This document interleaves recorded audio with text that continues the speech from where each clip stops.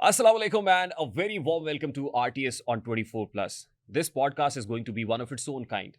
वैसे तो हम कोशिश करते हैं कि हर पॉडकास्ट ही अपनी नौयत का हो और उसमें बड़ा यूनिक गेस्ट मौजूद करें, लेकिन आज के पॉडकास्ट का जो सब्जेक्ट है, बहुत दिनों से बहुत से लोग मुझसे ये कह रहे थे कि आप इस पे बात करें, क्योंकि बहुत से ऐसे हैं जिन्होंने अपनी ज़िंदगी भर की जमा पूंजी इसमें गंवा दी है, लुटा दी है। और फिर बहुत से लोग कॉल्स करते हैं और वो कहते हैं जी हमने फलां हाउसिंग सोसाइटी के अंदर इन्वेस्ट किया था।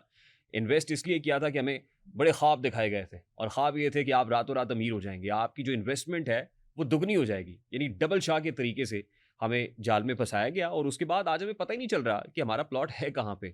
और जो प्लॉट हमें बताया गया था उसके बाद सोसाइटी ने कहा नहीं नहीं नहीं नहीं, इस प्लॉट से तो हमें कोई राइट ऑफ वे चाहिए, यहाँ से हमने कुछ सड़क गुजारनी है, या यहाँ कुछ और होगा, अब आपका प्लॉट हम किसी और जगह एडजस्ट करेंगे। और वो प्लॉट जो ये सोचकर बैठे हुए थे कि बड़ा कॉर्नर प्लॉट है और यहाँ पे लगाए गए पैसे तो हमारे बच गए हैं, वो पता चलता है कि बिल्कुल जो है ना वो दरिया के किनारे पे जाके प्लॉट निकल आया है। मैं अब किसी पर्टिकुलर हाउसिंग सोसाइटी की बात नहीं करना चाहता कि जो दरिया के किनारे पे है या जो रिवर एज के ऊपर है। मेरा ख्याल है बहुत से लोग समझदार हैं कि लाहौर में रिवर एज के ऊपर कौन कौन सी सोसाइटीज़ मौजूद हैं। खैर, बात यह है, इसका दूसरा एस्पेक्ट ये है कि जो रियल एस्टेट में काम करने वाले लोग हैं, हम उनको V8 पे देखते हैं, उनको मर्सिडीज़ में देखते हैं, हम उनको एस क्लास के अंदर देखते हैं, हम रेंज रोवर्स के अंदर देखते हैं। और एक तासुर ये है कि जो प्रॉपर्टी का काम करता है उसके पास फौरी तौर पे पैसा भी आ जाता है, बैंक बैलेंस भी बन जाता है, गाड़ियाँ भी आ जाती हैं। लेकिन जो इन्वेस्ट करने के लिए आता है बेचारा, वो जमा पूंजी भी लुटा बैठता है। तो पाकिस्तान को इस रियल एस्टेट सेक्टर का फ़ायदा क्या है? मुल्क की मईशत में इसका कितना कंट्रीब्यूशन है? क्या वाक़ई फ़ायदा हो रहा है? क्या वाक़ई इन्वेस्टर्स को इसकी तरफ आना चाहिए? और at this point in time particularly जब डॉलर प्राइस स्काई रॉकेटिंग है, रुपये अंडर प्रेशर है, मुल्क में माशी तौर पे कोई ब्रीदिंग स्पेस नहीं है, सांस लेने की भी गुंजाइश नहीं है, तो रियल एस्टेट नोज डाइव क्यों है? इस सारे इशू पे बात करेंगे। मेरे साथ दो बड़े ही वाइज लोग, अंग्रेजी वाले वाइज जिसको कहते हैं, वो बैठे हुए हैं। लेकिन जब मैं इनसे मिला तो मुझे पता चला ये उर्दू में भी वाइज हैं। और क्योंकि दो लोग हैं तो वाइज स्क्वेयर तो नहीं, मैं इनको अलवाइज कह लेता हूँ। और खुशकिस्मती की बात यह है कि इनका ताल्लुक भी अलवाइज ग्रुप से है और अलवाइज ग्रुप के डायरेक्टर्स हैं। अभी दो हैं, तीन डायरेक्टर्स मिलकर इसको चलाते हैं और तीनों भाई हैं। इनके अंदर यूनिटी कैसी है, इत्तेफाक कैसा है, इनकी जो सक्सेस स्टोरी है वो कहाँ से है, ये कहाँ से टेक ऑफ करना शुरू किया और करते करते कहाँ जा पहुँचे, इन्होंने कैसे कमाया है, ये कैसे डेवलपर्स हैं, कैसे डेवलप करते हैं और कैसे बेचते हैं, whole psyche of the real estate आज के पॉडकास्ट में हम डिस्कस करने जा रहे हैं। मेरे बिल्कुल सामने आमिर वाइस साहब बैठे हुए हैं, उनके साथ आदिल वाइस हैं और इनके भाई कामरान वाइस साहब यहाँ पर नहीं हैं, but surely he will be missing today's episode और हम भी मिस करेंगे। तो a very warm welcome Aamir vice साहब एंड आदिल वाइस साहब। Thank you very much for being with us. क्योंकि आप दोनों पश्तून कम्युनिटी से, पश्तून बेल्ट से है, तो संगे हाल दे जी अल्हम्दुलिल्लाह। मुझे तो कहना चाहिए जमा तरफ ना टू तस्तड़े मशे तड़े मशे ही कहते हैं ना खुश आमदीद को, वेलकम बिल्कुल करते हैं। बिल्कुल अल्हम्दुलिल्लाह खैर खैरियत जमा तबीयत खराब दे ठीक बशी इंशाल्लाह। इंशाल्लाह इंशाल्लाह। चलिए, आगाज जो है बड़ी क्योंकि हमारी कोशिश होती है हम सादा सवाल करें बिल्कुल और उन सादा सवालों के रास्ते हमारे कॉमनर्स की जो एजुटेनमेंट है, एजुकेशन है, वो हो जाए, अवेयरनेस हो जाए। सबसे पहले तो मुझे बताइए कि प्रॉपर्टी नोज डाइव क्यों है, स्लम्प क्यों है इस वक्त पाकिस्तान की रियल एस्टेट सेक्टर में? अच्छा, मुझे बताइए, मैंने किससे पूछना है ज्यादा बात को? आदिल भाई से शुरू अच्छा, करें। आदिल भाई से शुरू करते हैं। जी बिस्मिल्लाहिर्रहमानिर्रहीम। रेहान भाई, सबसे पहले आपका बहुत शुक्रिया, आपने हमें मदऊ किया, आपने हमें टाइम दिया। आपका टाइम बहुत कीमती है अल्हम्दुलिल्लाह। मैंने आज आपकी सेटअप देखी है, मैं तो हैरान हो गई हूँ, आप इतनी मसरूफ एक शख्सियत है रियली ऑनर्ड अल्हम्दुलिल्लाह। और माशाल्लाह ये कि हमारे लिए आपने स्पेशल टाइम निकाला। जो क्वेश्चन में मैं आता हूँ कि जो आजकल रियल स्टेट में जो आपने मुझसे सवाल किया कि स्लम क्यों है। देखिए, रियल स्टेट एक ऐसा बिजनेस है, मींस के हर बिजनेस में एक स्लम जरूर आता है। हर बिजनेस लाजमी नहीं कि वो day to day, month to month वो उसमें बूम हो, वो ऊपर जाता रहे। आप अगर 2 साल पहले मिसाल ले रहे हैं, 2020 और 2021, 2021, 22 में बहुत अच्छा काम हुआ है, अच्छा बिजनेस हुआ है, लोगों ने अच्छा कमाया। लेकिन अब इस टाइम पे मार्केट में जो लोग न्यू इन्वेस्टमेंट करने जा रहे हैं, जब मार्केट में स्लम हो, मार्केट में रेट डाउन हो, वहाँ उस टाइम पे इन्वेस्टमेंट करनी चाहिए। लेकिन हमारे यहाँ पर मैं ये समझता हूँ कि हमारे जो गवर्नमेंट को एक ऐसे पॉलिसीज बनानी चाहिए कि जिसमें मार्केट से जो स्लम्प आया हुआ है उसमें हमारे जो इदारे हैं उनकी सपोर्ट होनी चाहिए। Sorry to cut you here, आपने कहा कि अभी जो है इन्वेस्ट करने का वक्त है। अब एक प्लॉट की अगर कंस्ट्रक्शन कॉस्ट देखें तो अगर 20 लाख थी ना 5 मरले की, तो वो जी। 50 लाख पे पहुंच गई। अगर हम डीएचए के प्लॉट की बात करें तो 1 करोड़ वाला जो है वो यानी वो इतना नोज डाइव किया हुआ है, जो 2-2.5 करोड़ में था वो अब 1-1.5 करोड़ के अंदर जो है वो लेने के लिए कोई तैयार नहीं है। तो जो इन्वेस्टर था वो तो डूब गया ना सर। तो इन्वेस्टर पे परेशानी तो बढ़ गई है, देखिए रेहान, बेचैनी तो बहुत बढ़ गई उसपे। एग्जैक्टली रेहान भाई, देखें मैं वही बता रहा हूँ, बिजनेस जो है ना, बिजनेस ये एक सम टाइम आपको खुश रखता है, सम टाइम आपको टेंशन देता है। जिन्होंने जो 2.5 करोड़ पे, जिस तरह आपने बात की डीएचए की, डीएचए में अगर 2.5 करोड़ पे रेट पहुंचा है तो क्या जिन लोगों ने 2.5 करोड़ में प्लॉट सेल किया है, बेचा है, क्या उन्होंने 2.5 करोड़ में लिया होगा? उन्होंने डेफिनेटली करोड़ 1.5 करोड़ बाइंग की होगी। उस टाइम पे उनको फायदा हुआ है। इस टाइम पे कभी मतलब फायदा हो जाता है, कभी लॉस हो जाता है, मार्केट के साथ साथ ये चलता रहता है। बेचने वाला तो फायदे में रहा ना। हाँ, लेकिन खरीदने वाले को क्या मिला? खरीदने वाले को सिर्फ ये कि जिन बंदों में होल्डिंग पावर होना, रेहान भाई, मैं समझता हूँ वो फायदे में रह जाते हैं। वो एक आम आदमी में तो नहीं होती।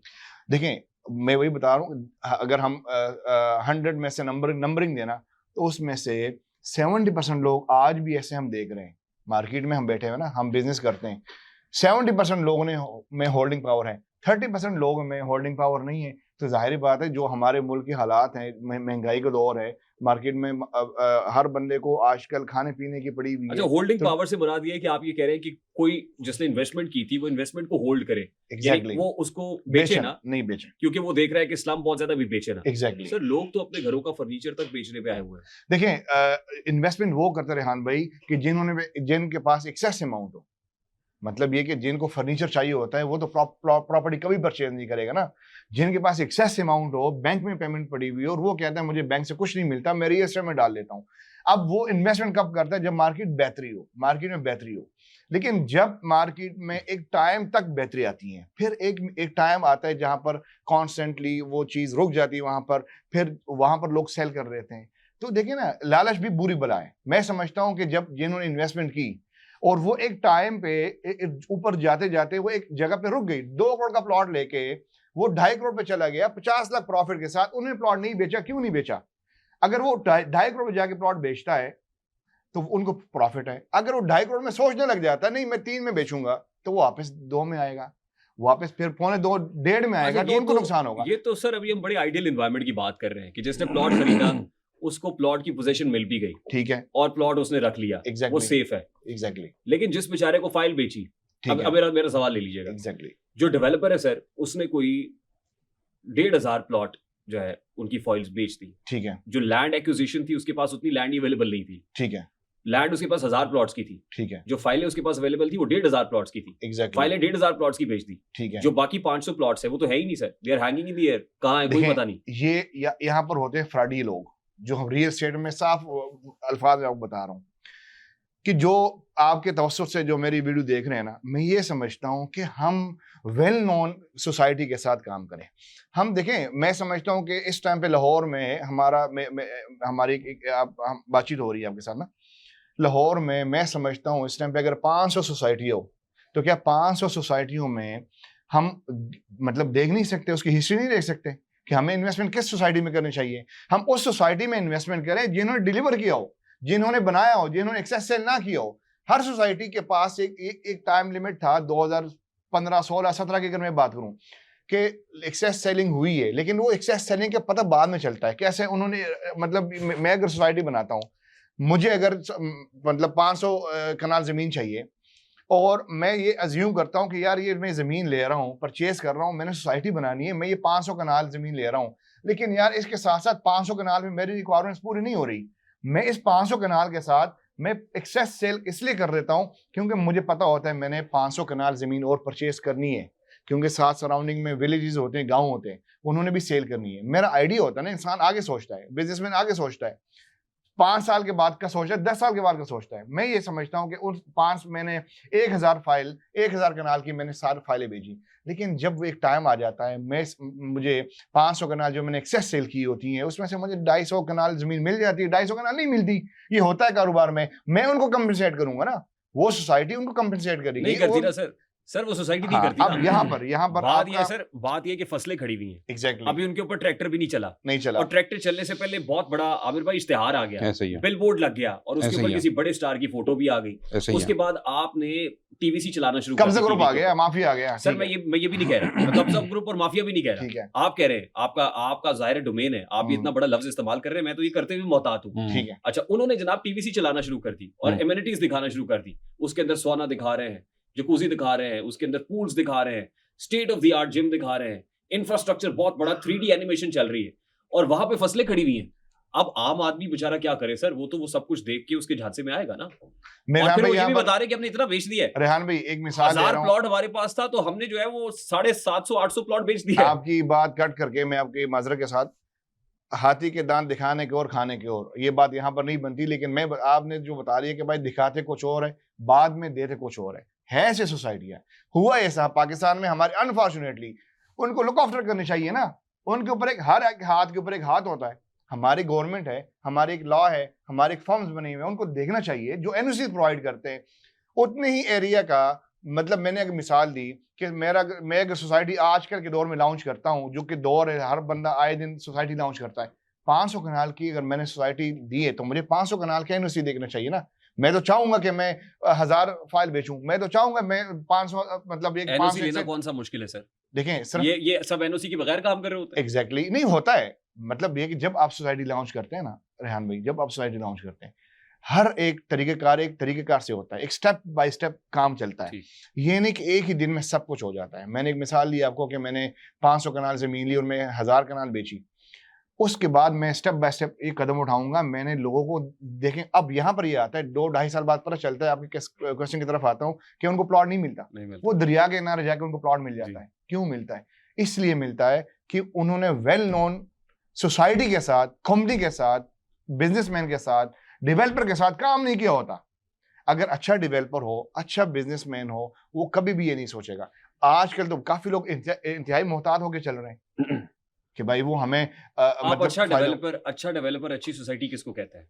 देखें, मैं अगर खुद यहाँ पर मैं बहरी टाउन इन्वेस्टमेंट करनी कहाँ करेंगे? मैं बहरी टाउन में काम करता हूँ अल्हम्दुलिल्लाह। मुझे 18-20 साल हो गए बहरी टाउन में। अलवाइज ग्रुप को कामरान भाई हमारे CEO है यहाँ पर। आज वो किसी मीटिंग में गए थे तो आमिर भाई, कामरान भाई, मतलब आमिर भाई डायरेक्टर है, कामरान भाई CEO है, मैं डायरेक्टर हूँ। अलवाइज ग्रुप को हम रिप्रेजेंट करते हैं। मैं अगर अपनी बात बताऊँ ना, अलवाइज ग्रुप के बिहाफ पे बहरी टाउन एक ऐसे सोसाइटी है, काफी और भी सोसाइटी है, लेकिन मैं मुझसे अगर आपने पर्सनल सवाल किया कि बहरी टाउन एक ऐसी सोसाइटी है रेहान भाई कि जहां पर आपकी इन्वेस्टमेंट सेफ, बहरिया की हर चीज, इस टाइम पे आप प्लॉट लें, आप घर बनाएं, बहरी टाउन की कुछ सड़कें देखें, बहरिया में सिक्योरिटी देखें, इसलिए मैं कहता हूं। गिन सकते हैं ना, बहरिया हो गई, डीएचई हो गई, बिल्कुल, ठीक है। एक दो और सोसाइटीज ऐसी हैं एग्जैक्टली ऐसे ही जिन्होंने डिलीवर किया है।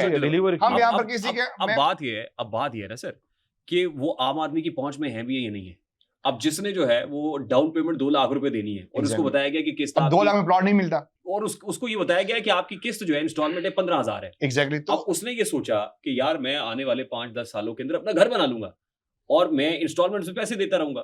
तो वो बेचारा बहरिया के अंदर को 1.5-2 करोड़ का प्लॉट तो नहीं खरीद सकता ना वो डीएचए के अंदर 2-2.5 करोड़ का प्लॉट ले सकता है। देखिए वो बेचारा क्या करे? देखें, यहाँ पर ऐसे सोसाइटी भी हैं जिनकी कम डाउन पेमेंट हो, उन्होंने डिलीवर भी किया है मेरे सामने। लेकिन मैं यहाँ पर किसी का नाम नहीं लेना चाहता। अच्छा डिलीवर किए, लोगों ने घर बना के दिए। आप यकीन करें, मेरे पास 1 हफ्ता पहले मेरे ऑफिस में बंदा आया था लाहौर अंदरून शहर में, उन्होंने तकरीबन 500 से 1000 घर डिलीवर किए और वो कहता है कि 2.5 2 मरला घर, मतलब छत चाहिए ना, घर चाहिए। जिनके पास वसाइल कम हो उन्होंने घर चाहे छोटा हो चाहे बड़ा हो, उनको 2.5 कनाल घर नहीं चाहिए। वो कहते 2.5 मरला भी चल जाएगा, मेरे लिए, मुझे बच्चों के लिए मुझे घर चाहिए। वो कहते हैं हमने 2.5 मरले घर 35-40 लाख रुपए में घर बना के सेल किए।